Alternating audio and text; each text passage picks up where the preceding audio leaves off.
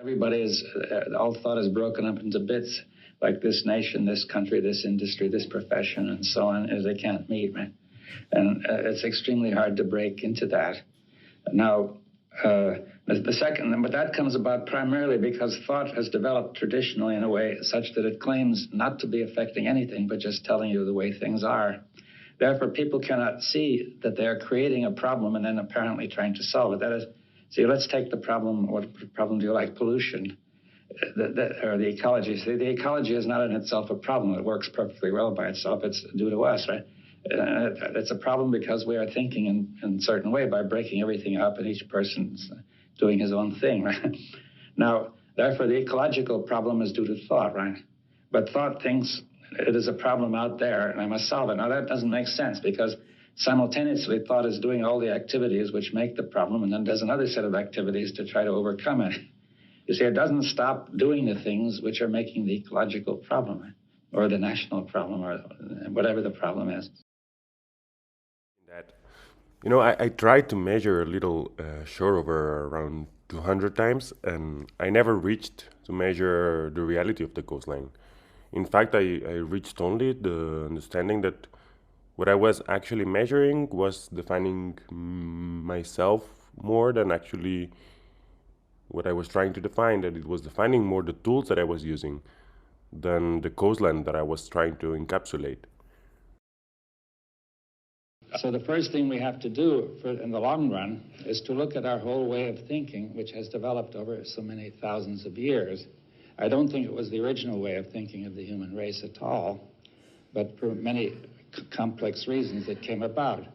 Now, that means that people have to make they have to participate, to make a cooperative effort, to have a dialogue, a real dialogue in which we will not merely exchange opinions, but actually listen deeply to the views of other people without resistance. And we cannot do this if we hold to our own opinion and resist the other. It doesn't mean we should accept the other, but we have to be able to look at all the opinions as suspended, as it were, in front of us without carrying them out, without suppressing them.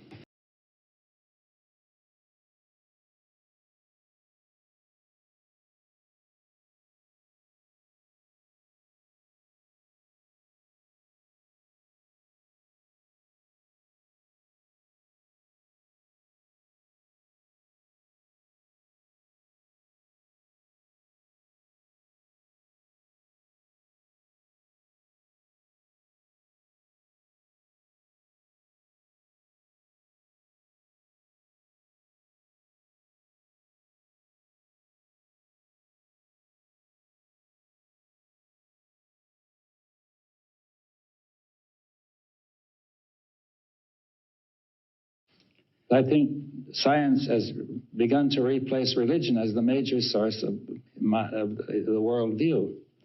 And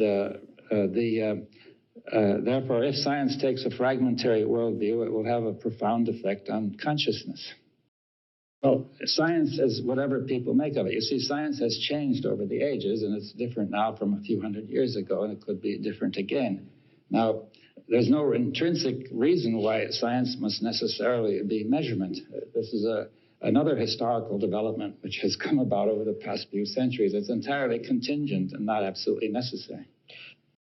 If we can have a coherent approach to reality, then reality will respond coherently to us.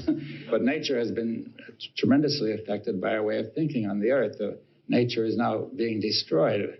There's very little left on the earth which wasn't affected by how we were thinking.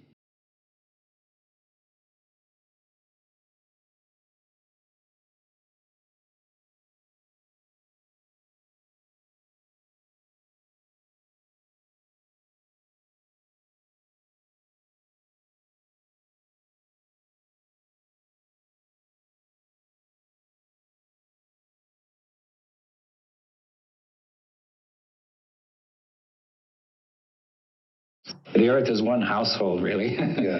We're not treating it that way, right? So that's the first step in economics, is to say the earth is one household and all that it depends on. it's all one, you see. So now the implicate order would help us to see that, to see everything enfolds everything. That everybody not merely depends on everybody, but actually everybody is everybody in a deeper sense.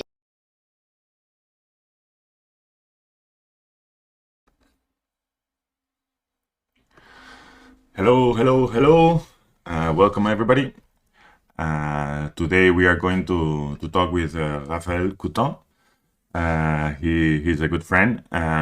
He's a designer trying to make nice stuff that feel relevant socially or simply aesthetically.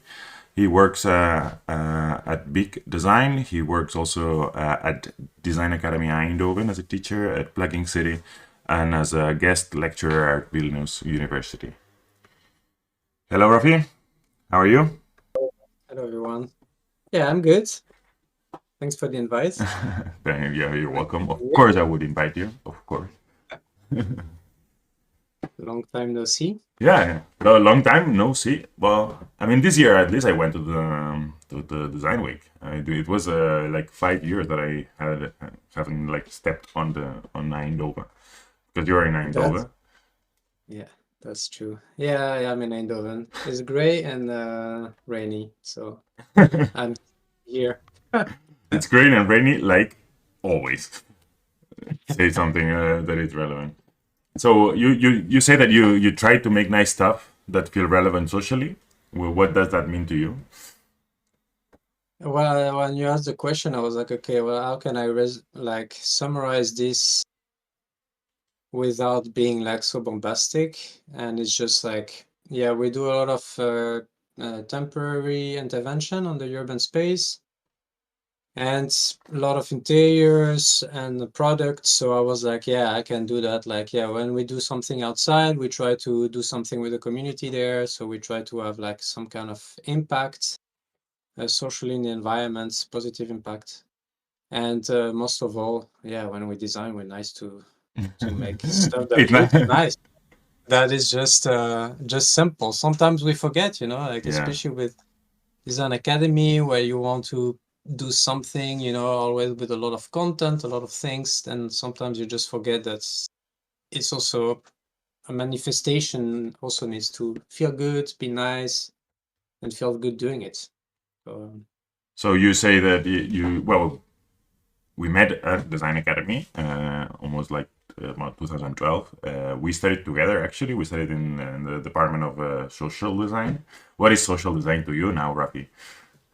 Oh my God. The funny thing is that yesterday we had like this tutor day at Design Academy, and then of course it always comes up like this question of like what social design is. It's always like one of the questions that comes, and yeah, the social design, it's yeah, for me it's more a method of working. It's like when you work and the way you work, you try to have a little bit of an influence on how people will perceive or use your things. So you try to integrate the way they're gonna do and the way they're gonna interact with your design in your design thinking beforehand. Basically, that's it. With the little you can do at the end. The very little you can do sometimes. So you put me that you have different positions labels. So you're a designer. What I would like to first know, what is a designer for you? But what does also mean to be a designer in all these different places that you work with or work in? Yeah, I don't know. Like within the company, so within BIR, architecture and design, I'm considered as a social designer, but that's just because I graduated from there. And I don't know. It's really I don't.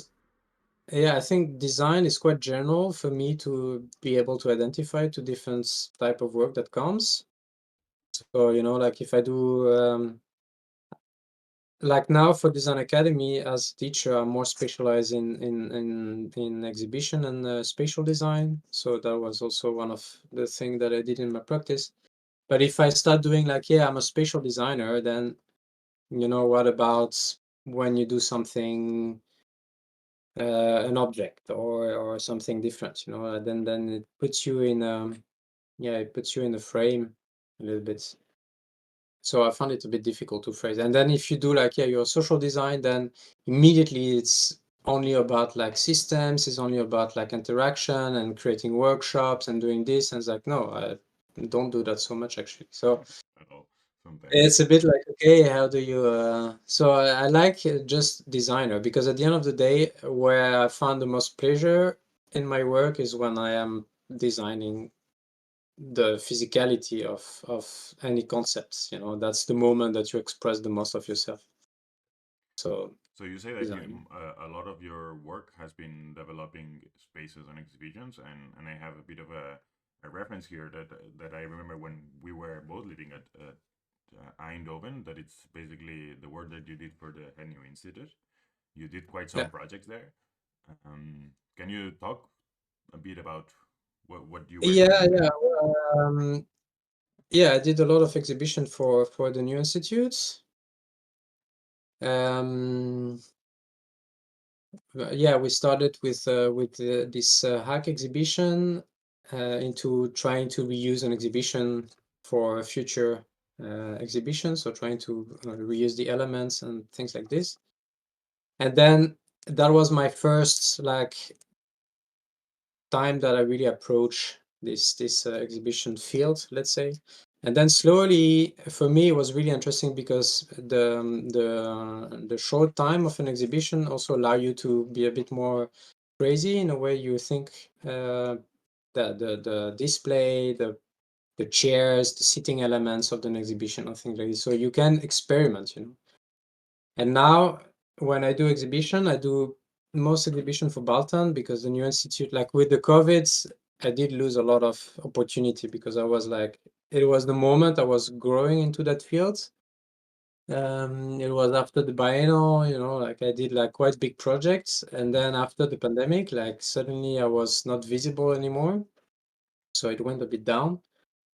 But now, like every time I have an exhibition to design, it's just like, okay, what is the topic, what the things, and then how can I experiment something quickly? Like the budget is always a little bit limited, the time is always limited, so you need to experiment. And then once you experiment something there, then you can take it back, in your studio, and it's like, oh, okay, that's a nice piece, that I should develop more, and then you create a whole collection over the years from that little moment of experimentation.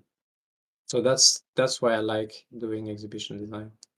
And do you think that do you need a different approach when you design an exhibition, or when you design a space, or when you design an object, apart from having a low budget, a low time, a low? Yeah, but that makes it all, because I mean, I don't know. I haven't, because all the exhibition I did, and also with the new institutes, it was always like I was really asked very late. So you need to run, you need to do it super quick, And I mean, the budget are not so low, like that depends what kind, but you really need to be super quick. So like to be in that pace, it's, for me, it's much more creative than being in a slower, like if I do a urban, like now we're designing a square, and then you have 6 months to come up with something, like it's super long. So you just sit there, and then you research, you do this and this, and at the end, like all the like quick idea that you can put on paper, it's not coming that spontaneously, So of course the scale of the projects determine also what you can experiment and not. That's but with exhibition it's always like, and it always comes in a moment where you have the most work, so it's just like you do It's always that. like in the bad moment. Yeah. And then yeah, and I think now also with the studio we start to accumulate quite some material as well, like in terms of lighting, in terms of things, so we can really handle. And it's like, okay, let's kick this thing, and then you organize your thing, and it's like, okay, yeah. Also thinking of the material, because it's always a short time, so you don't want to produce too much waste, so you try to limit the way you handle material, trying to be like, okay, this material, now I always think like, okay, what can I do with this material after the exhibition? So it's I like, can it's not understand. I mean, at the end, I mean, what I know from you is that when you graduated, you created a project that it was actually already like about taking apart a space and developing a certain kind of site-specific installation for that space with the material gathered. And then we participated, and you still participate at Plugin City, which actually also had a lot to deal with that. Is that part of your signature trait? Yeah, that's part of the method. Well, it becomes more and more, because at the beginning it was not on purpose. Like the first exhibition, the hack exhibition I was talking before, Yeah. I was also like, okay, we need to, like, Hack is a fashion brand that is actually reusing leftovers from Zara and then trying to rebrand it. So I was like, okay, let's use the same method for the exhibition. So we came, the exhibition was there, and then we reused the element of the exhibition into a new setup. And then after was like, okay, Plugin City is the same. You have all those containers, you have no money, so you need to figure things out, and then you borrow things there and there. And then slowly it became like a mark, and then we did, now every year we build a pavilion for the Dutch government, for the branch of the government that is taking care of the real estate. And that's a project we pitch. And then when we were like trying to come up with the idea, we're like, okay, like let's do this, whatever.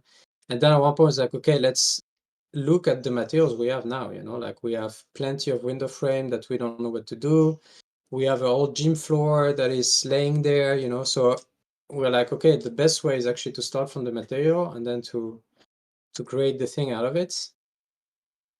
So starting from the material is actually quite a good way of designing. It also brings some limitation, and then limitation is always good for creativity, I guess.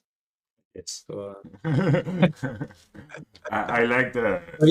yeah, but after it became one thing, Yeah. And now for exhibition, when we have the freedom of sometimes we're like, okay, what material we are missing? That happened in one exhibition, but maybe I should not tell. But I was like, okay, I want to make like really furniture with popular plywood, Yeah.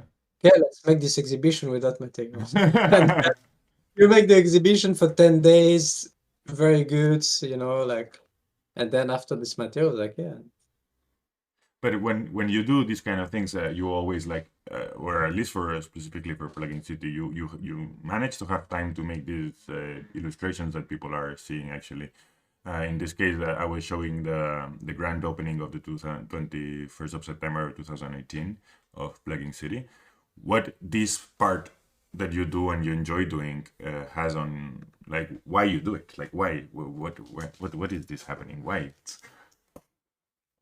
Yeah, once we made like a design collection from an old building. So we came into the building and then we gathered some materials and then we made a light collection. And there was a moment like we didn't have so much work and we're like, okay, let's go back in the way I work and the way we work, just to enjoy it, because it was like, I think it was December, we had no job that moment, it was really dry, December rain, Eindhoven already sounds snow, awful. exactly. So I was with Ivo and I was like, okay, let's just do something cool, and then drawing, like doing illustration was always something that I like, and then the illustration that you now see animated, that's something that I explore a little bit later. And then with that collection of lights, I was like, okay, let's make illustration. We can make animation, so short videos, and like just to feel good about our work, and then we make the product. And now, like, yeah, you sell the products, and then with the products, when you buy a product, you have a nice print, because we have a nice guy that prints like art prints. So you get a nice print, and then you also get a nice animation for social media, because now you need to make a reel for Instagram. So then I don't know, it came naturally together, and now I just love it. It's just like I spend more time, and and financially it makes no sense. That's something that is really painful for me. You know, that's like, you know, those nice drawings and stuff, and then yeah, people they like the light, so they buy a light, but they don't care so much about the print. You know, which I found it a bit sad, but I keep doing it. It's quite funny. I mean, to be honest, since I know you, I considered you a person with a lot of let's say care for the aesthetics of things, and also like the drawing was a tool that you were using at the beginning. Do you remember yourself when we met? Do you remember how you were thinking about the design, about your practice? Yeah, no, yeah. Well, I remember when we met. But, like, how did I see design? I don't know. I think it was, but yeah, I think I had one idea very blurred before I came at Design Academy. Then I had another idea very clear and like utopic after the academy. And now I have a much more simple idea of what design is. You know, so the thing transformed a little bit because yeah, I think Design Academy makes things very complex. So you feel like the pressure of being relevant, of being good, of being like uh, like to do something novel, to do something like this, and at the end things are much more simple, you know. And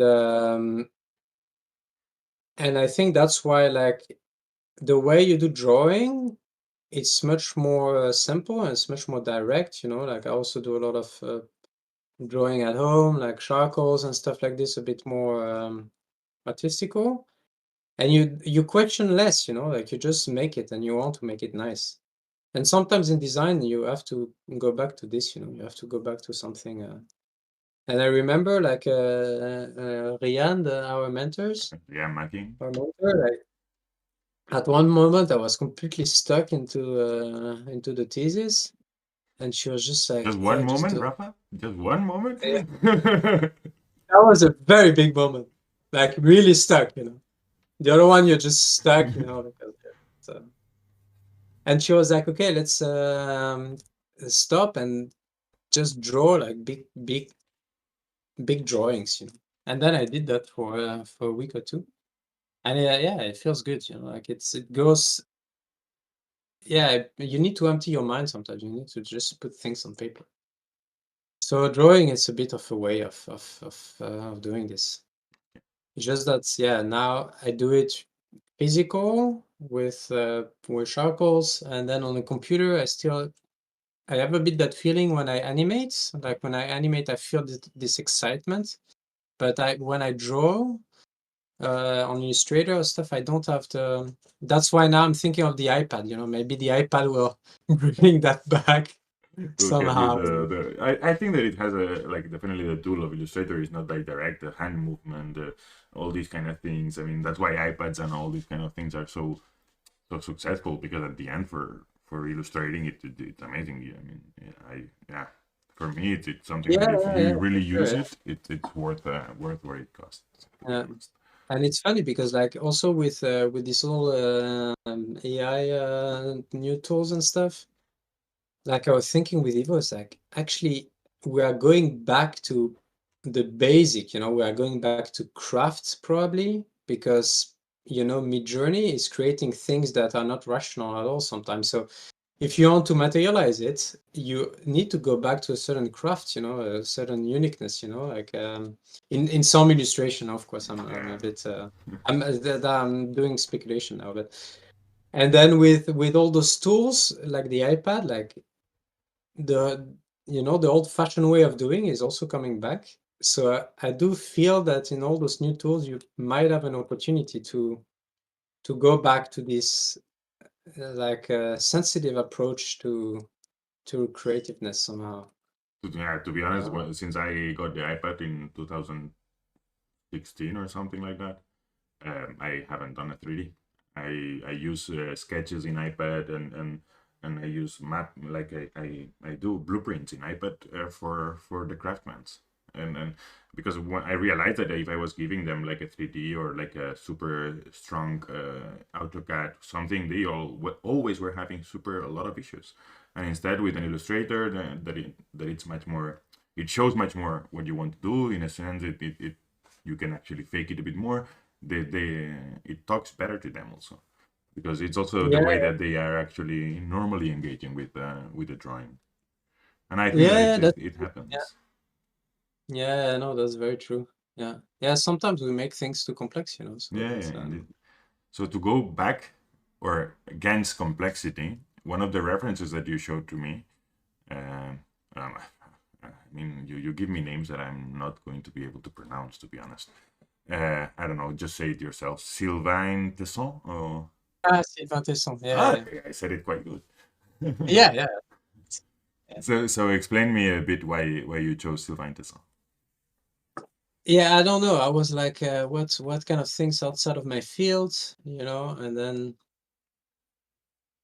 yeah, it was more on my reading, and then this guy, like sometimes I need to, you want to escape a little bit, and this guy, yeah, makes me escape a little bit, and he has this, I mean, he's a traveler, so he had traveled the world, and then every time he travels, he writes a book. So he had like different experience, and the way when he travels, the way he looks at the world, I think I relate very much to this. And What do you mean? like his last book is no, it's not the last book. The last book is Blanc, but the one I mentioned, the snow leopards. Yeah. So he goes to Tibet with this photographer that is an animal photographer, and both of them, they have very different approach of traveling. Like the photographer is static, so he Okay. just sits in some place for 6 hours and he wait with his camera, and then he moves on like this, you know. And then Sylvain Tesson is an hyperactive. So this guy is just going, you know, like he goes, he walks, you know, like he's in the action, you know. And they went there to try to capture the the snow leopards, very rare animal in Tibet in the wild, you know, like you barely see him, you know.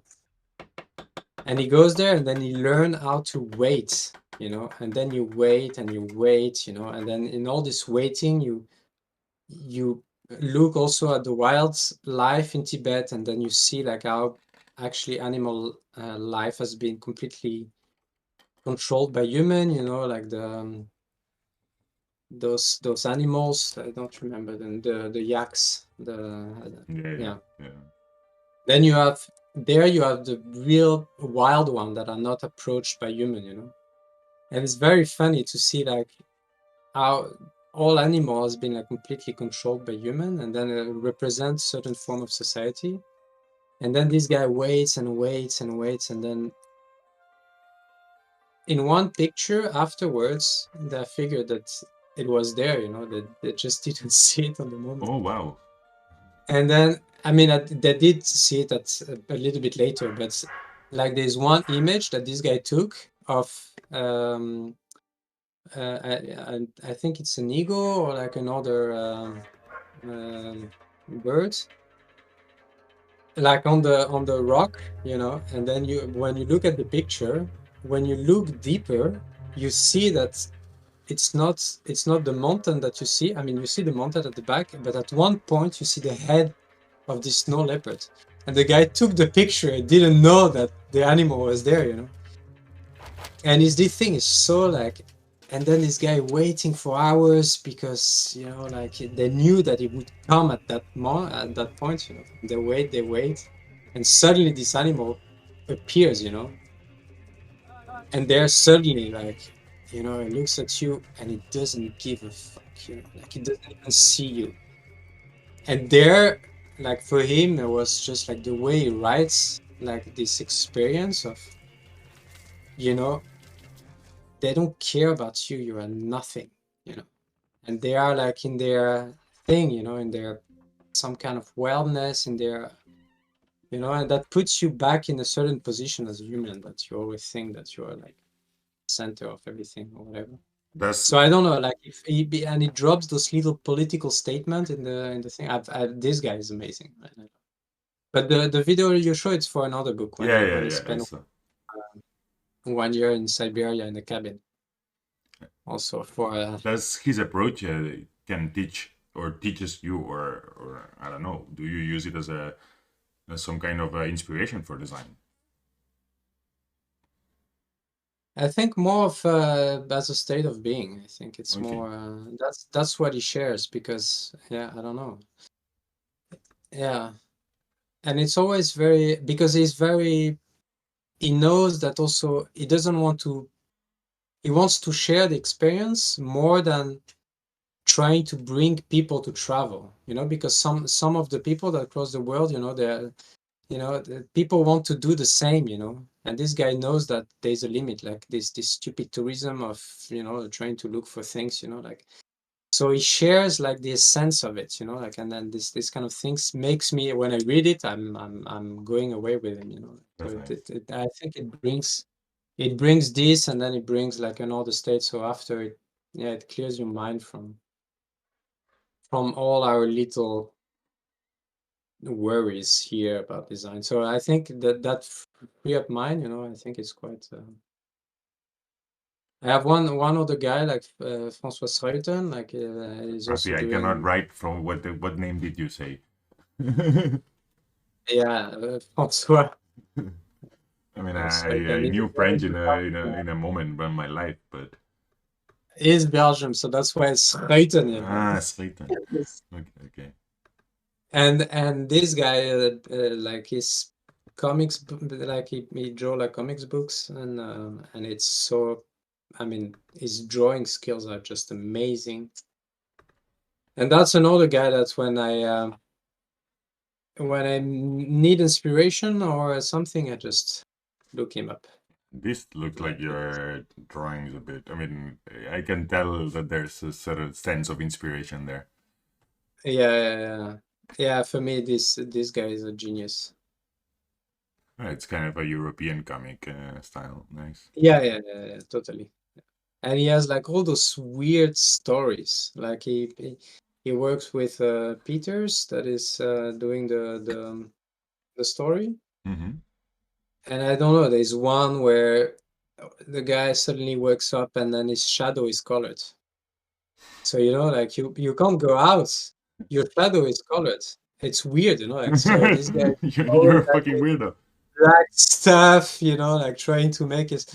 And it's always this weird stuff, like this architect that suddenly something is growing, like a grid is growing in his town, I don't know. It's always like super fantasy, science fiction type of stories, and illustrated with so much delicacy, and that's amazing. Because before you were telling me that you are actually now engaged in as a guest lecturer in certain kind of science fiction. Uh, Yeah. So what does the design and science fiction? Because I mean, I to be honest, I think that the concepts of speculative design and blah blah blah, they've been here for a while. It's not nothing new. Yeah. But how are you dealing with it? Well, it came from all that speculative things, because it's always something that I was a bit interested in, and I had the opportunity to pitch a course for it was during COVID, so and as a designer, like, I think it's a good exercise to try to speculate, but to speculate with you need certain rules, and science fiction has very strict rules of writing, and then of course, so I did study a lot of science fiction, I read a lot, and then with the students we go through the different like literature genre. So because fantasy, fantastic, like there's a lot of confusion in also in English, that in French you have a little bit more, it's a bit more separated in And then we go through this, and then we read a bit of science fiction, and then because people always relate science fiction to the movies, you know, like, and I think this is a bit Unfair. yeah, those movies are always made to promote some kind of technology behind, you know, when science fiction is actually the complete opposite, is to question the technology rather than making it like so yeah, going to this, you know, it's Erasmus students, so it's not designers at all. So I take the Lithuanian context, so you really need to be like on a very specific context. We choose a problematic that they relate to. So it's always about climate change, of course. So I look at the problematic for that climate change is going to bring into society, but you also have like other like war and things like this, you know. So I took the 10 threats of humanity, you know, and then we decompose them all, and then we look at which one could be relevant for Lithuania, and then they pick one, and then from that thing, they try to look for their main concept. So what's kind of problematic they want to look into the future regarding the topic. Mm-hmm. And then slowly they write the story through that, you know. And science fiction allow you to go like super far away in the future, that you can change and bend certain rules. So, you know, you can integrate new parameters, but those parameters are always scientifically proven. Okay. You know, it's not like fantasy. Fantasy, you Yeah, can yeah. just put something, you know, like suddenly you have elves and that's it.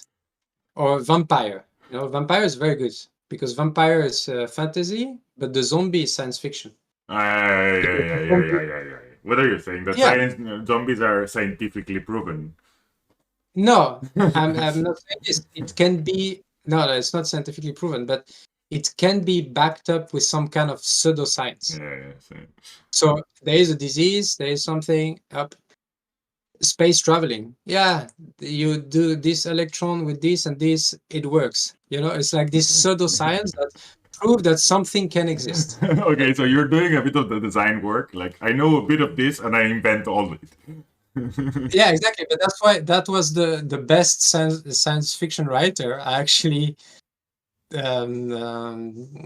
either work with scientists or themselves scientists, like Asimov definitely. at the Yeah. PhD, you know. So that's quite interesting because you bend the thing and then you extrapolate, and then I mean now what they wrote in the 60s, I mean it's crazy of relevancy now, you know. So and now if you talk about gene editing, because so the course is offered by the Life Science Center in the Vilnius University, and the Life Science Centers is the center that's developed the CRISPR-Cas9. Okay. So it's two universities in the world discovered the CRISPR-Cas9 at the exact same moment. And one of them was. Of course, the first one to be published is the American one because they went on the fast track in the publication.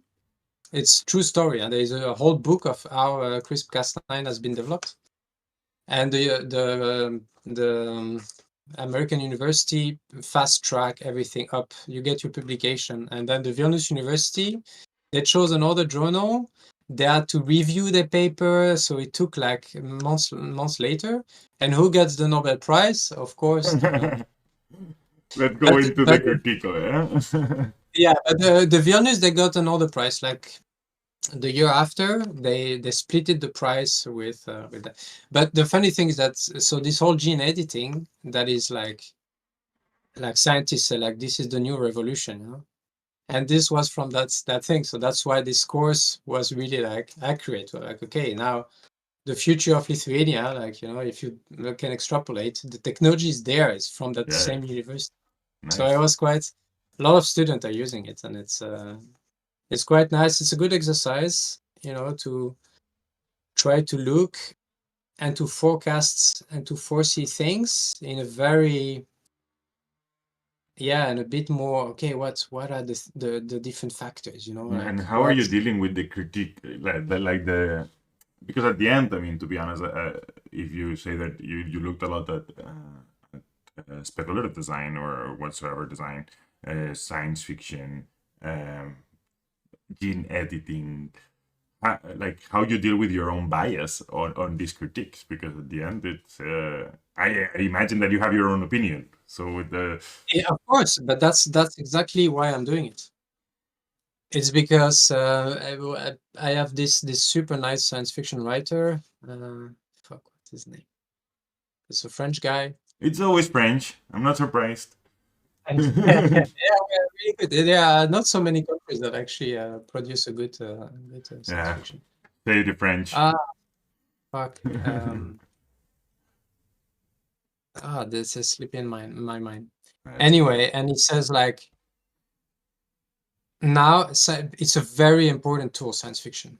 Indeed, Like you indeed. really see the power of a country to project itself in the future by the amount of science fiction they're producing. Okay.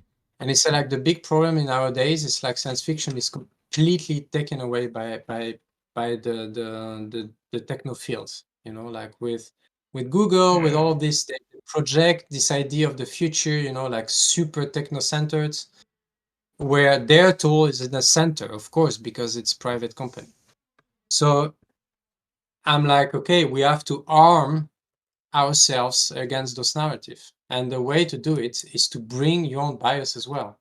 And the students, they come with their own ideas, and then their idea is actually very relevant. It's just like, I don't want to be in the techno cocoon, you know, like I don't want to be in that thing. I want to be closer to nature and stuff. So yeah, try to bring that into your vision. Like try to bring like, okay, what are the steps, you know, like what are the danger, what are the things, you know.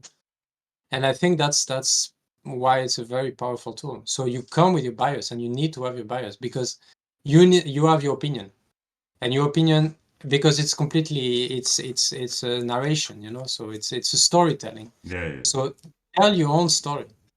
Very nice. And Because do I don't you? like those speculative, because that's the difference between speculative. Like speculative, it's really short viewed. So you look at, you know, 20, 30 years.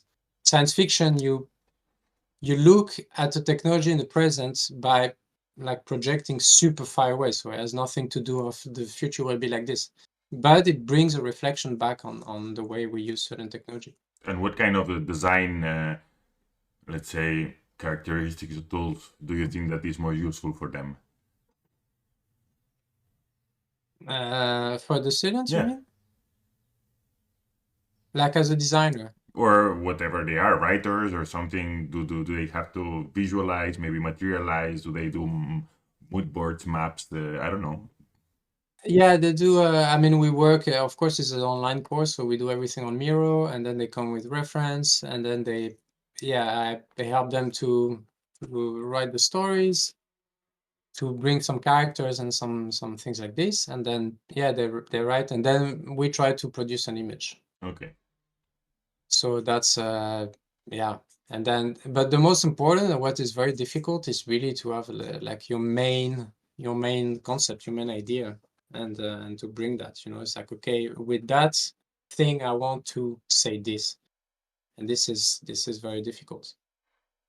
But I embrace the bias. I don't want to project anything that claim that the future will be like this, you know, because this is also a bit like, then you force it upon me, you know? I don't want this.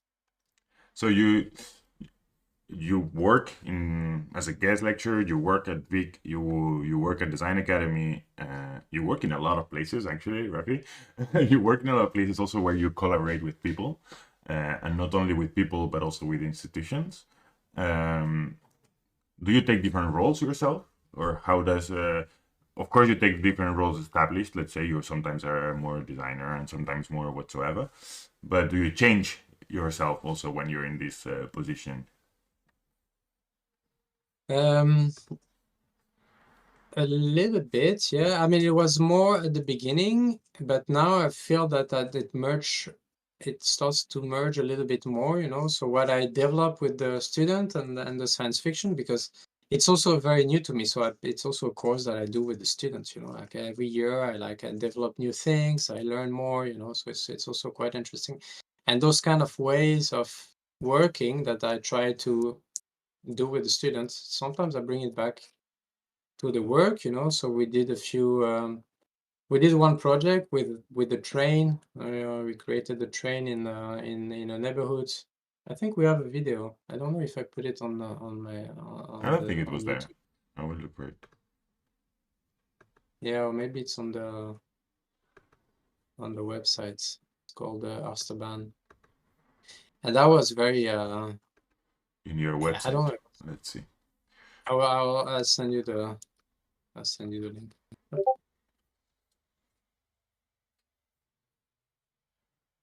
Ah.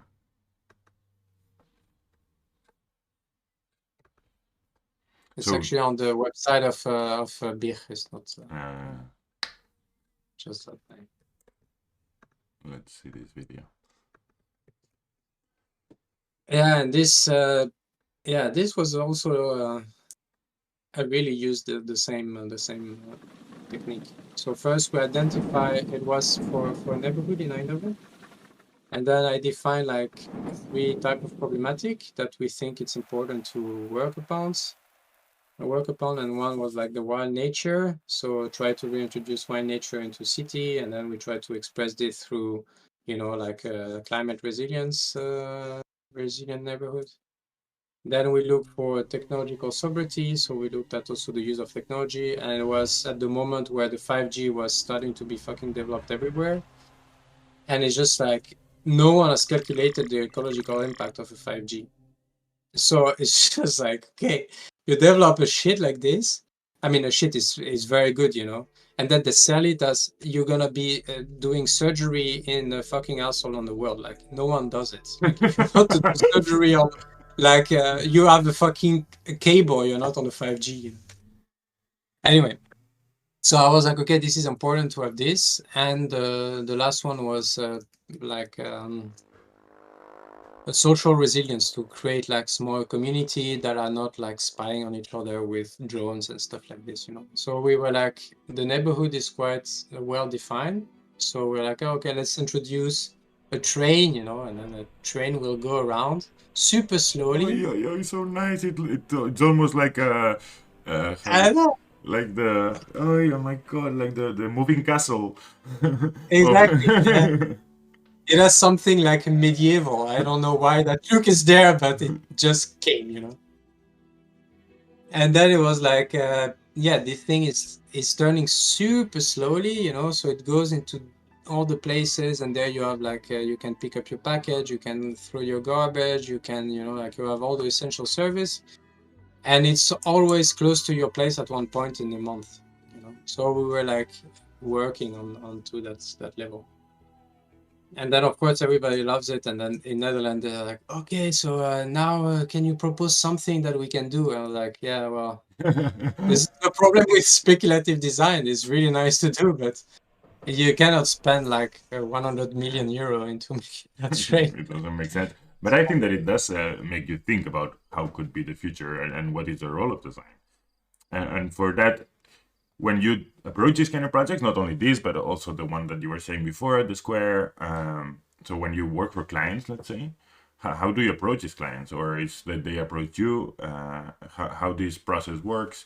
You are working for a company. So what is the situation there in between these institutions, let's say, and the individuals? Well, the first time was really, we did a lot of open calls I mean, this project is for the Design Foundation, so it's also founded by it's the What If Lab, so it's always a collaboration between a private company and the public institution that tries to connect designer to.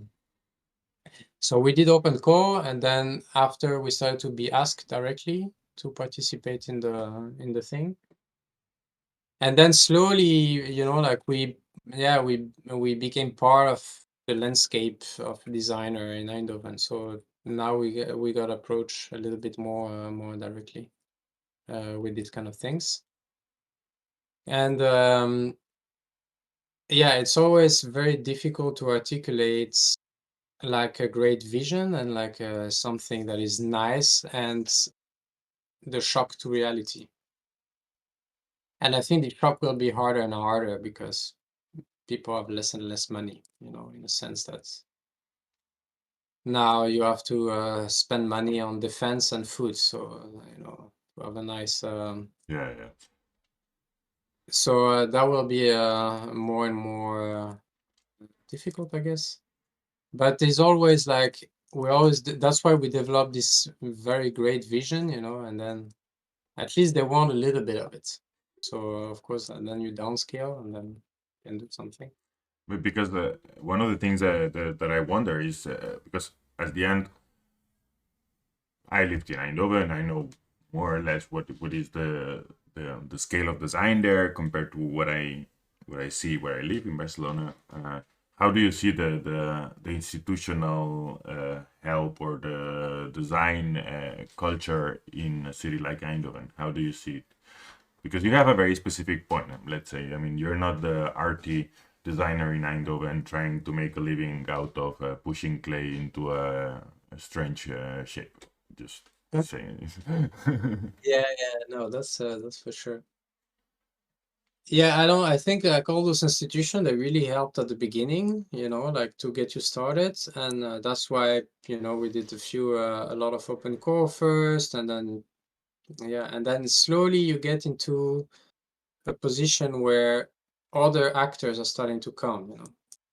And I think the Dutch institutions are because the Dutch are known to actually bridge the public and the private quite well, you know. And the privates are a bit more willing to explore and to spend money onto exploring those possibilities, you know, like this whole train was sponsored by Brainport. So it's, you know, like they do mobility here, like, you know, they don't gain anything from a vision like this. But, you know, it comes some ideas, you know, like this is how research goes, you know, and I think you need to have a country where the culture of doing this it's spread, you know, and it's not so common, you know, because private, they don't want to spend money on research. But so the institution really helped this, you know, in Netherlands, that they give you a bit and then you put yourself in a position where you can start having conversation with private actors, you know. Because one of the cases that I think that it's more paradigmatical for what I know you is the case of Plugin City, and I think that it has a bit of everything. Let's say it has a bit of your starting point engaging with the city. It has a bit of this social space. It has a bit of like dealing with institutions. It has a bit of you as a chairman or whatsoever position you have now. And I would like to share. Wait! I want to share a video first, which is the first video that you did, and I participated back then, which is the voices of Plugin City, Rafi. Yeah, it still exists. Of course, I mean,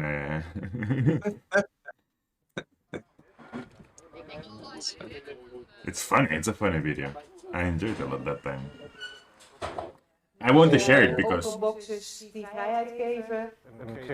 yeah, well, Plugin City is a very it's a very funny. It's a very space, you know, like, because we were helped by the social housing company to do like to have a social impact on the neighborhood. And then we put on board a lot of private company to help us, you know, like to help us move. But since you are backed by a social company that actually they build a lot of buildings, so all those companies, they live out of that company. So when that company says, can you help those guys? Now, of course they can help, you know. It's your major clients. But then slowly you come into discussion, and then I don't know, like people are really a lot of people are really enthusiastic to helping, you know. And then if it's about like having a food truck for one day or two, putting some container, you know, like they figure their calendar is not so difficult, you know. At the end, it doesn't cost so much for a company to do this kind of thing, you know. So that did help move us out, and now we're gonna move next year as well. Oh wow! Yeah, so now we're negotiating where to and in what format and how we can restructure. the whole thing. And again, this question of who's gonna pay for it? That will come, and then we have to negotiate again and see like, okay, what are the plan we can have. And for the past years we did a lot of project to spread like little containers over the city, to have some exhibition space there and there. So everybody thinks that we are really important actors. Like now, if you look at any designer that propose like a vision for Eindhoven, you know, because there's a lot of development. And then for Stripe S, what is this company name, like the architecture of identity or whatever? I don't know. There's a few companies in Eindhoven, and then they always produce like those vision boards. work, you know, like of how the, and there's always a picture of Plugging City. There's always a picture of like our stuff and the Stadhuis, you know, like when we did the container there. So in all the vision now, there's always a container somewhere that we design, you know. So it's everywhere, you know, like even So I think like and people see the relevancy of this, and then now they are like, but guys, maybe you can, we should put you in a building. And we're like, but no, Plugging City we 1 can't. is moving to the Keitelhuis. Like our main goal is to be Plugging City, you know, and Plugging City, its archigram is this movable thing, you know, is this thing that you pop there, you plug in here, then you move, you know, and so there's this whole thing. So now we want to structure it more because Plugging City looks like shit, so we have to say it. So we need to make a better design, to make something a bit more easy to move and to be like a bit more flexible. And it's like, okay, we can go there and there. And how is the relationship with, because you say, okay, they try to make us, so do you think that they understand? I mean, at the end, Eindhoven is a city that is being, it's like, it's in a huge gentrification somehow, and Stripe S is one of the areas that is more gentrified definitely in the last 10 years. When I remember when we arrived there, it was nothing basically happening, and now there's like buildings everywhere popping up and so on. How much or how long do you think that you can keep the integrity of this archigram idea of Plugging City? Well, that's the funny thing, because we don't make compromise. And like now they say like, yeah, let's go inside, and it's like no, and then it's like okay, and now I don't know how it's gonna be for the third one, and it's like okay, it's like but you have to pay also, because we don't want to put a high rent, you know, and then because they always say like but maybe you can, you know, like do a better business plan, and then we're thinking about it. It's like okay, like imagine, because now we want to, now it's a bit spread, so what we want to do is like to have like 2 and 2 containers, so 2 times like 4, and then really make like a overall roof and maybe like facade all around, so it's really like compact like place, you know, and then we have one there, we have another one there, we have another one, and then you rent the studio, and then the rent of the studio helps you to pay for it. And there it's like, okay, if you want to actually earn some money back, like quite rapidly, you have to have a higher rent. And that's not possible, because if you have a high rent, like, you participate in that all shit. And no one wants this. Like, I think the municipality is also very aware of what is happening now. Like, the rent is completely rocking, like, high. It's insane. Designer, they can't afford workshops anymore, like CCC, like just for gas and electricity for the last year, doubled the price, you know, so they understand that you have to keep it low. And then we're like, we can have a very nice business, but we are temporary. We are just temporary. So go to a bank and ask for money for building that is temporary. They're gonna laugh at you because bank, no one's taking risk anymore. Like this whole like investment is it's non-existing. People invest where they can get their money back, so they invest in stone. They don't want to invest into some temporary building. So it's like then. But I think that gives you a very nice position, because you're like, exactly. I mean, they want you, but you don't play by the rules, let's say. Exactly. I mean, like the problem is that we are always talking with nice people. You know, the social housing company, they're also on our side. You know, and so it's not them to be disrupted. It's the whole system. But then you can't do that. So it's now we are trying like with the few actors that have a little bit more like power, you know, to try to involve them and to make them look how relevant it is and stuff. And then maybe with the people that are on our side that are a bit bigger than us, you know, the pressure can be also a bit bigger. And there's different places, you know, there's also the station. So we're like, yeah, maybe we just move in another area. And they're like, no, you're part of Stripe, you know, so it needs to. But it's So nice. it's It's nice that you have that. I mean, it's a little power, but it's power at the end. yeah, that's true. Yeah, but it's very political. I mean, I'm sharing all of this because of I'm not so involved into that thing. It's more. I mean, I'm part of the board and Yeah, everything, no, but I'm no, not so no. much into the political and the legal aspects. But yeah, it's very it's always very difficult to. But I guess that's culture in general to bring a For sure. certain kind of relevancy for people, But I think you that know, and what you just said is like, I mean, it's very political. Like yes, 2 days ago we were talking with Lucas, and basically we discussed this idea that design is political per se, and now you have a part on that. I mean, and for sure, that's quite and nice. architecture is more political. Of course. I mean, you have an institutional part, which is a bit strange, to be honest, as Plugging City, because you're an institution that is just based on individuals trying to believe in a concept that at the beginning nobody believed in, to be honest. And nowadays, with the gentrification, is helping you out to actually push for this idea further, which I think that it's brilliant in a sense. Do you think that somehow your position will be benefited from this gentrification, or it was the opposite? Yeah, I don't know. I think for the workshop, because we are in control of the rent and everything, for now, you know, it's fine because we don't pay for the ground and stuff, so we can keep it low. But yeah, the gentrification, I mean, it's not only gentrification here, it's a lack of Oh, housing. places, Yeah. like Well, housing workshops. Yeah. so that gives a huge stress on the price of everything. So for us, we don't feel it so much because it hasn't impacted us so dramatic. But yeah, I don't know, on the long run. I mean, there's always places because I think people are very aware what is happening here.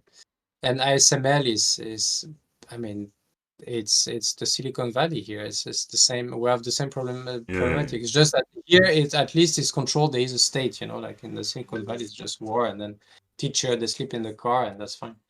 Here, at least, you know, it's a bit. But it's the same. Like now, if you go on the SMA website, you have 1,000 job offer open right now. 1,000. Is there Yeah. anyone that says designer that is not a?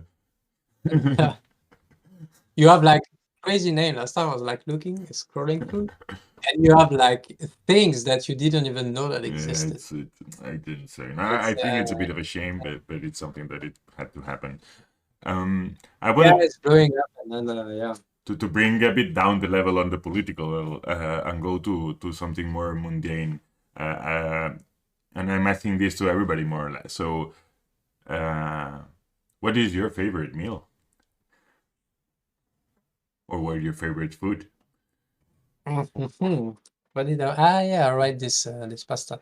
No, because like lately I am onto I'm onto Instagram recipe. I mean, we have to admit this is genius. You know, like the That's first right. person that did that is just like in a 1 minute reel, you have an amazing recipe. And you will never be able to do it. So Yeah, that's true. But I do have a few now that I actually know how to do.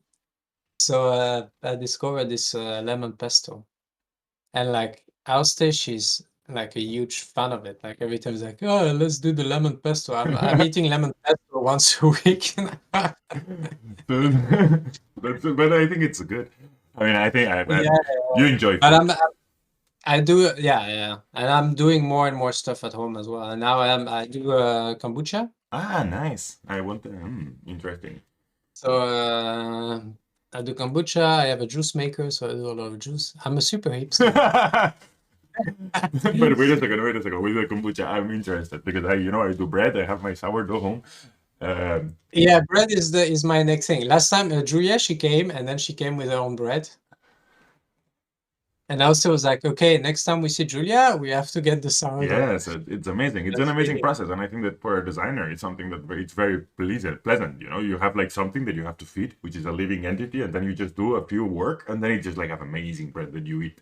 I think that's a beautiful story, Yeah. and I wanted to enter to kombucha actually, because I think it's also something like with fermentation and slow processes, and I like it. I think it's beautiful. Yeah, I love it too. I mean, I produce like 3 liters per week or something. I just it's non-stop. I don't know what to do with it. So sometimes I let it run a bit longer, but yeah. No, yeah, I got this thing, and then it multiplies. So it's like I have Okay, to so next throw time some. that I go to Eindhoven, I want you to give me a bit of your kombucha. Sure. That's cool. I don't know if you can take the plane with it. Yeah, I took the Wouldn't be plane like- with sourdough, so I can take the plane with kombucha.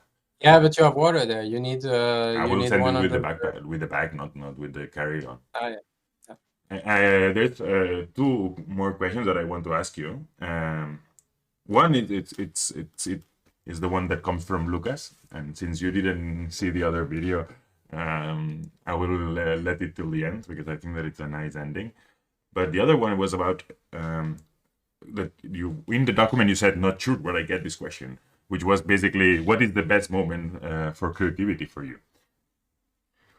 And you said, Ah, yeah. Yeah, the state of mind. Yeah.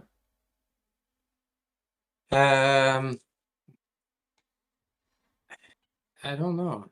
Let me think about it.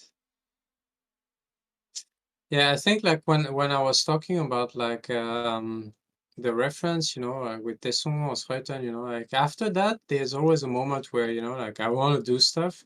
Generally, it's in the evening, so I have always this frustration that sometimes you really want to do stuff, and now days I want to make a lot of drawings and stuff, Also, when Auste was pregnant, every week I had this app, with how the baby grows, and then they always associate the size of the baby with an animal. Mhm. So it's like, oh, this week your baby is the size of rabbits, like a prairie dog or something. I'm sure that they don't say rat And at then, any moment. no, they always have those animals that you didn't even know they existed. It's serious, it's weird stuff. And then so I collected all of those. So now I have a series of animals. I was like, I want to make like a huge drawing for the baby room, with all those animals together. So like when I see like François' work, like Slater, like, okay, like let's do some drawing, and then you go home and then you have to cook and that's just this frustration of like not having this moment of like really doing something. So for you, it's a moment of reflection that helps you to be creative. Yeah, no, it's more having like someone inspiring. Okay. Like if I feel inspired by someone, like it gives me so much boost. Like I can't do it on my own. I can't be like suddenly okay, let's be creative and but somehow just look at or yeah or talking with people or with nice people or talking with you guys with Lucas and stuff sometimes just like then after you feel a bit of energy because you have seen other stuff than yourself.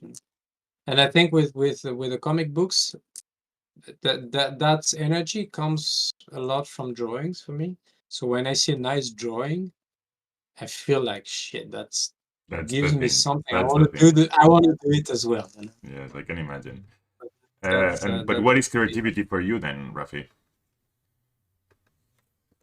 I think creativity, like a lot of people said, it's an idea, and I think for me it's more a materialization of what you have in your mind.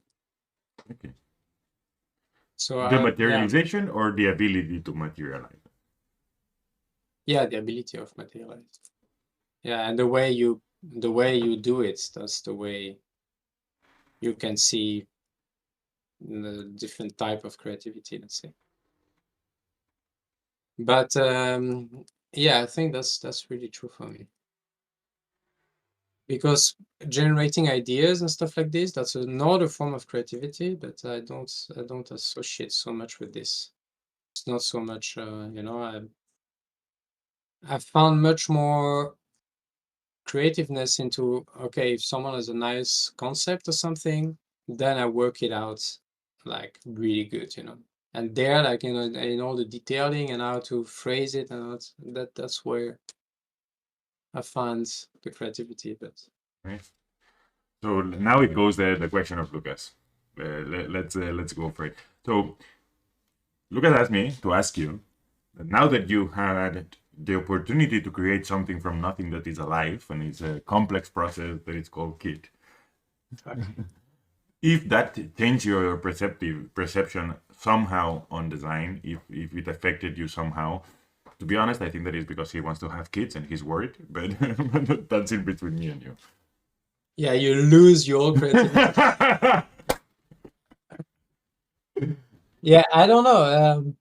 First of all, you as a man, you don't do much. I mean, I just gave the first ingredient, and then she made it all. You know, like so.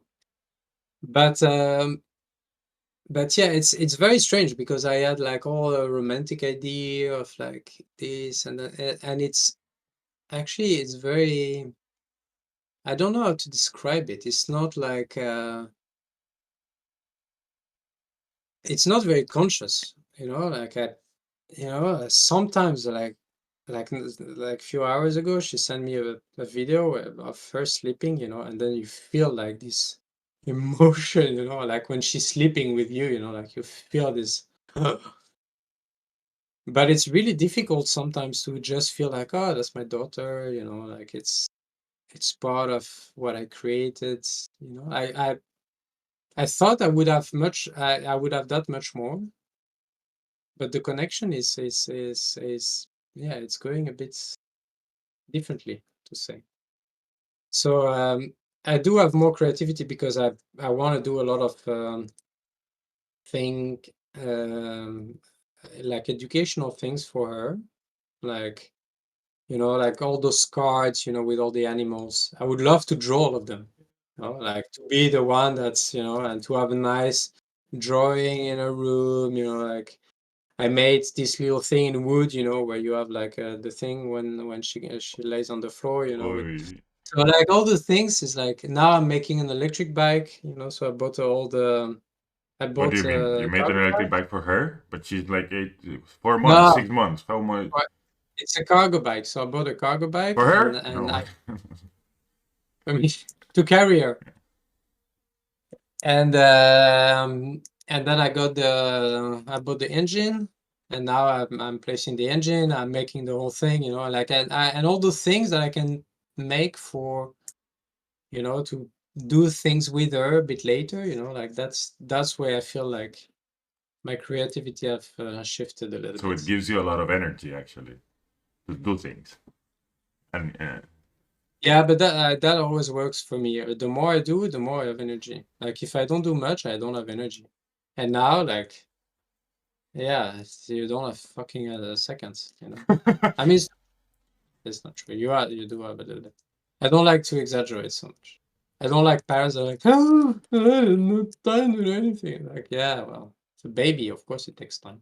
of course, yeah, it's a responsibility. But yeah, you always, you know, and do, and then and that also gives you energy. So there's something that you just said that it reminds me of one of the things that I have in that I talked with Lucas. It was this idea that you need to do things to have more energy. Yeah. How you deal with that? Because at certain point, all of us, we have times that we don't have things. And what is the process that you pass in that sense? Because it seems like sometimes the stars align and then you have a lot of things and then suddenly you want to do more things. Yeah, it's difficult. It's very difficult. So what we do now is like we have a few projects that we want to develop, and it's always there. And then when we have a moment, we put them a bit forward, but it's always in a slow pace. Yeah. Like it's funny. But when you have work, you actually also have work to develop things, which is very like.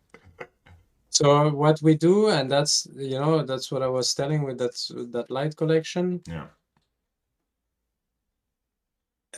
We really try to say, like, okay, what is the nice things you want to do, and then you really do it. But that only works in December, because after, in January, if the work doesn't come, you're not like, oh, let's do stuff we like. It's like, let's freak out for a moment and try to get some work, Let's freak So out. it's those moments, like if they would tell me you will have no job for the next 3 months, but then after you will have work coming. Yeah. You would take this time really to develop your own thing. Yeah.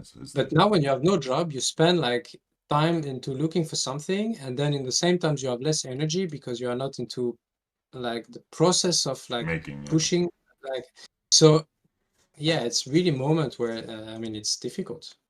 It's, yeah. So I try to make stuff for my own, and then those moments I spend a bit more time home and try to do things there. And do kombucha in liters, and that's it. Or to develop or to read. Yeah, you read a bit more. You try to get like some good ideas. I mean, what is important for me is like talking about creativity. I think the most important is curiosity. If you don't have a curiosity to explore things, it's you don't go anywhere. Especially now, like you have to be curious about so many new fantastic tools that we have now as designers, talking about the iPad, like 3D scanning, like the GPT, like the Mid Journey, like all of this, you have to be like curious about it. You have to explore it. So I think curiosity is huge. I like what you say. I agree completely. I recently had a class where that was the center part, because I thought that the students were not intentionally curious, and I was very scared about it, because at the end they're students. But I also like it because actually Lucas yesterday said that one of the most important things for creativity is actually also to be curious. And to be honest, I think that you are two very different designers, like in terms of what you do, how you do process. You work very well together. I think in the past you work together, you share the studio together. How you deal with people that even if they have aligned certain kind of parts, that they are very different than you. Yeah, well, I don't know. I think with Lucas we're not so different.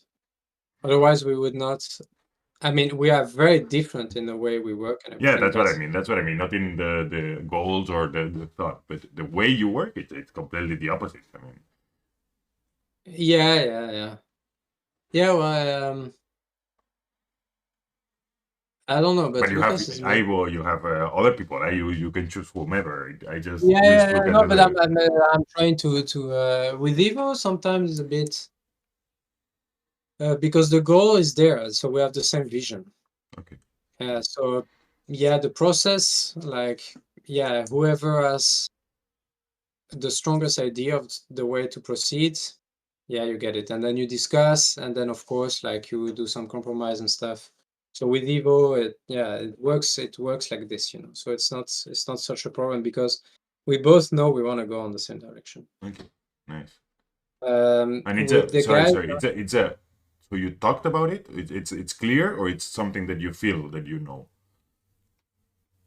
The goals. Yeah. I think it's we don't have to say it. I think it's more this is really about like a matter of how you look at design in general.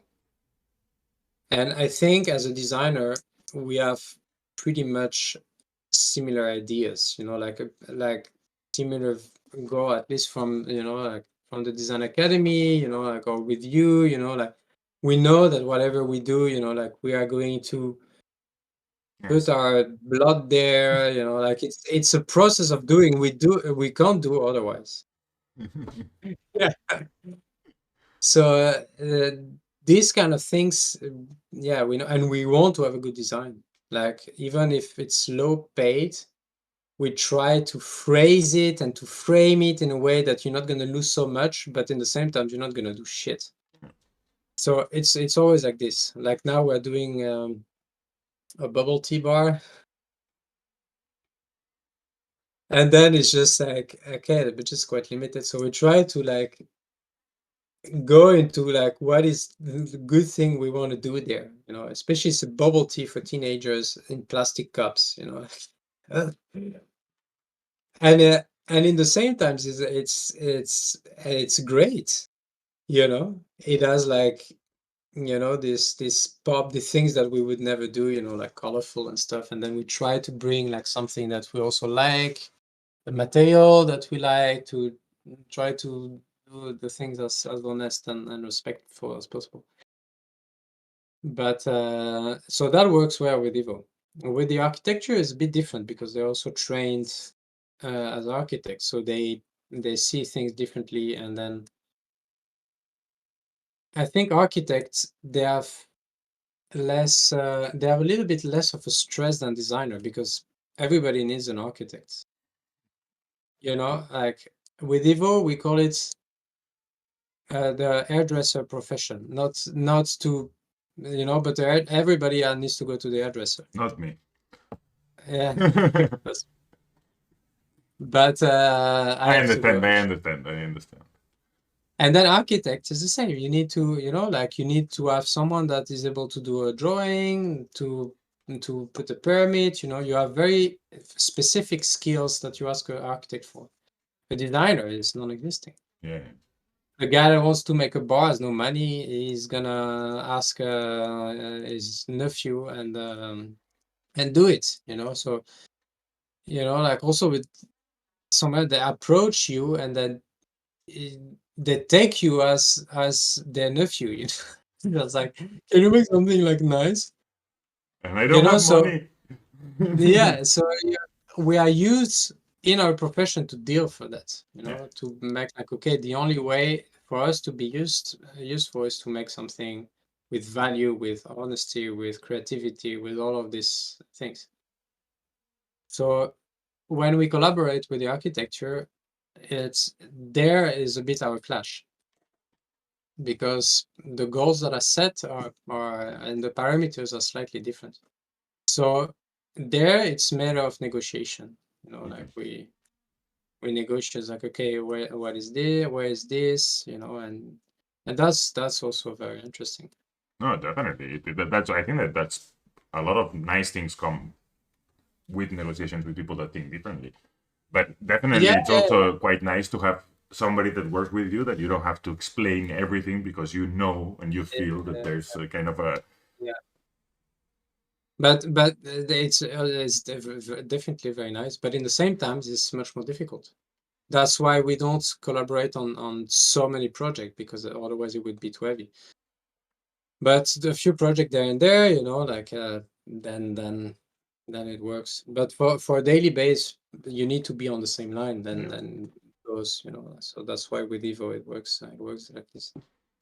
But so yesterday we had this tutor day, and then Simon was there. You remember Simon, the mentor, the thesis mentor from? Oh yeah, of He course. was also textual. Yeah.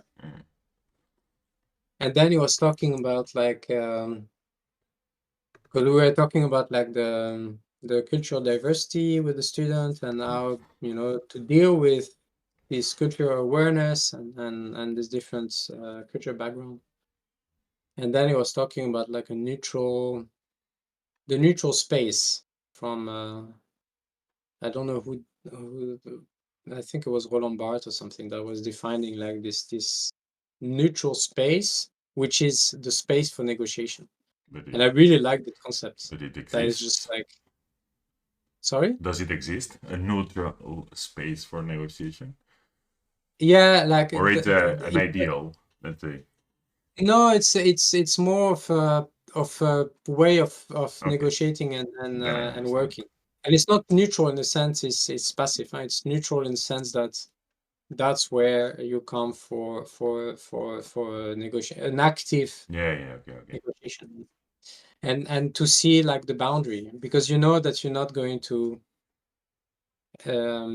impose your thing, you know, like, or you know, like we all come with different things. And I found it very nice, you know, like also with the student to have this idea that you come and you actually negotiate in a nice sense, you know, like they have their ideas, you have your view on things, and then you look like, okay, what refers to what, and then where are the boundaries and stuff.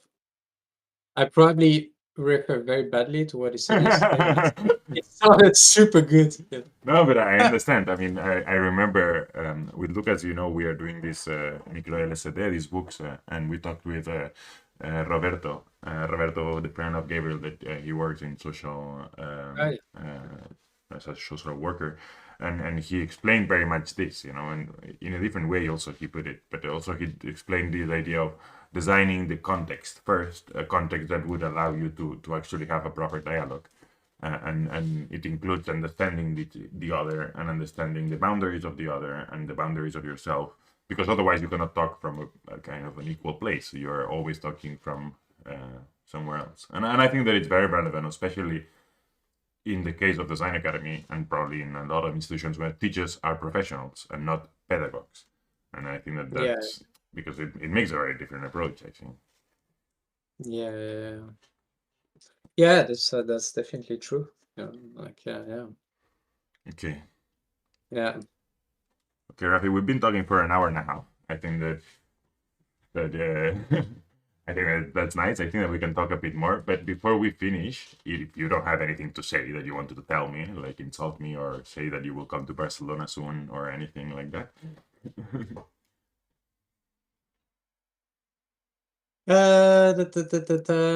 No, I want to go to Madrid when you're Yeah, that's it. You're going to Madrid whatsoever.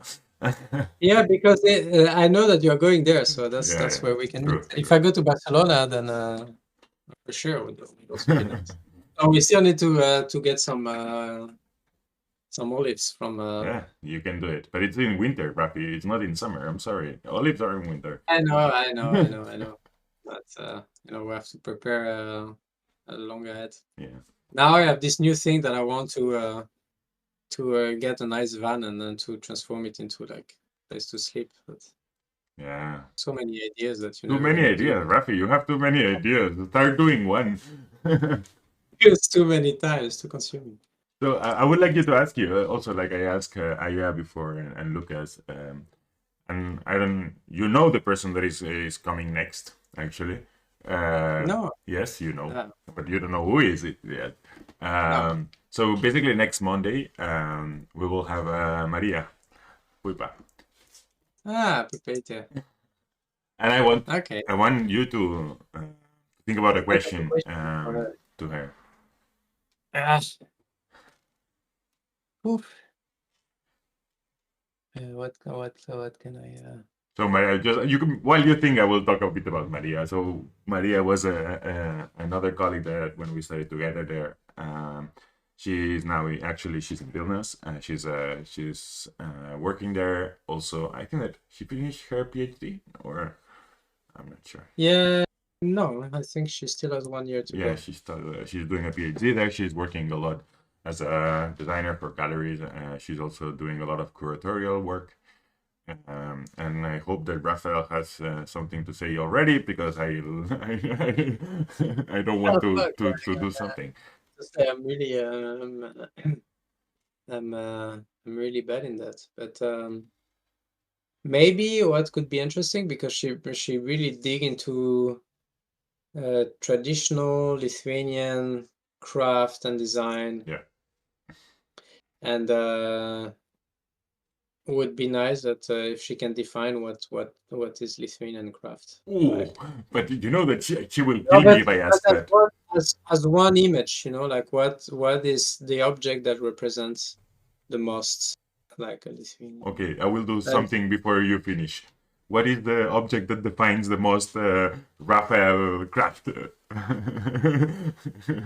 I think it's a super hard thing, especially if you're doing a PhD, because when you reverse the question, no, because I saw an exhibition, and then there were yeah, like it so was many very nice. nice It was very nice. products that she was looking at, and then I was like, maybe what is the object she likes the most from that exhibition? Okay, I will try to ask that. Okay, that's easier. I hope that she's not watching, so she doesn't prepare the, the question for when I ask her. I'm going there next month. Oh, nice! Just give her a big hug. Yeah. No, it was it's a nice exhibition that they made. Yeah, very nice. Okay, Rafi, thank you very much for participating in this stupid idea that I have. It was my pleasure. It's nice to talk with you guys. Yeah, it's always nice to talk to you. With you guys, because I have the feeling that I've also talked with Aya, with Lucas. No, actually, I wanted to say that I suggested that, so I will try to make it happen, to have a conversation, all of us together or at least as many of us. So I think that maybe, I don't know, I think that more than 4 people, it's already quite a lot. I don't know how we will do with it, but I will try to make something happen. I will definitely try to make something happen online, also to keep it, even if we actually are in contact quite often. And actually, to be honest, I mean, now it's been like a lot of people that is from Design Academy, but from Monday on, it's completely, so no, from April 24th, it starts completely a different perspective. So it will be also nice to see. Maybe I join you like strangely. Yeah, okay. Yeah, that would be cool. All right, so now I have to make a Twitch account and try to. You don't have to do anything, Rafa. You just have to follow and like. No, whatsoever. Oh, because like we had for the design week, we had two French interns, and they I remember that. initiated me with all those social media when it's trendy, and because I'm very bad at it, I can't keep on posting. You know, Me neither, Raphael. Me neither. That's why I'm doing this, so I get a bit of content, even if nobody will see this. Yeah, but they were like, no, but you should just put the camera on the 3D printer when you print something. Yeah, I mean, you can Twitch. You have like places where there are workshops that basically have like a camera, and then it's just like all day, just seeing people working, which also pushes you to work somehow. It's a very strange feeling. I would hate it, actually, to be honest. Yeah, maybe no, maybe when we're in production or something. That's nice. That can be easily done, actually. I don't know if we're gonna have so much followers. No, but you don't. It's very difficult, I think. I'm not doing this for that. I'm doing this for the content that I might withdraw from your brains, actually.